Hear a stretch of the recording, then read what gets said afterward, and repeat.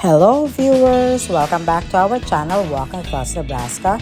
For our video, we are going to share with you the continuation of our adventures in Davao City. We went to Eden Nature Park and you saw their welcome sign there. We want to be able to experience what they have to offer here, so come and join us. We started out our tour in this area they call Fishing Village. You're able to fish different kinds of fish here, and they do have a restaurant that they will be able to cook it for you, of course for a fee. We went here just to check out the area and then went back up because that is where the tram's going to pick us up. This tour has a recording of what we are going to see around us, so come along and listen with us and see what they have to offer.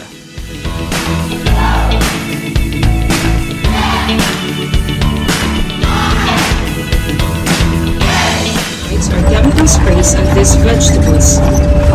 They are regularly served in our main restaurant.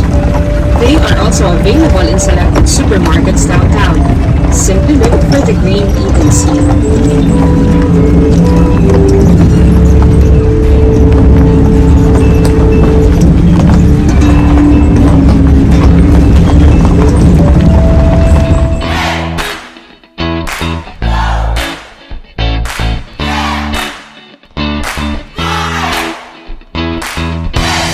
This is our first stopover. Feel free to explore and enjoy, but please refrain from picking the flowers. You may also access the Malayang Pilipino through here. You have 5 minutes to roam around. After our stopover where the flowers are, we are now on track to be able to see the mountain area. Here, they want you to be acquainted with nature and indulge in an authentic mountain experience.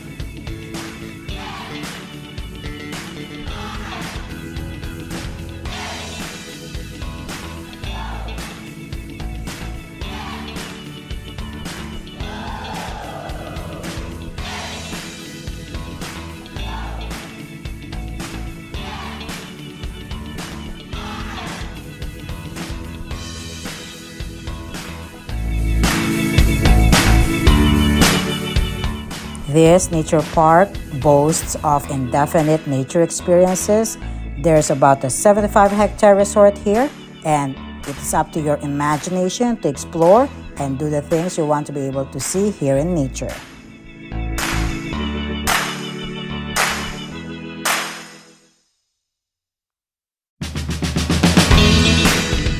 This park also shows us the native people of this area prior to the colonization of the Philippine Islands.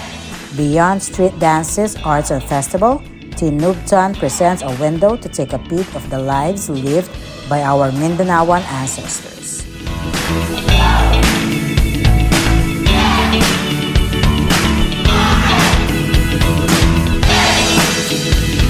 Available at the front office. You may also follow us on all our social media. To your right is our organic herb garden, where we grow gardens. This is our third and final stopover before returning to the dangers. Here at our last stopover, we get to know that this was a logged-over forest that was eventually developed with pine trees that were planted and facilities built in 1997. They opened and was classified as an ecotourism zone. The developers not only wanted this to be a place that you could relax, but also a place where you could have seminars, retreats, celebrations, and all other activities.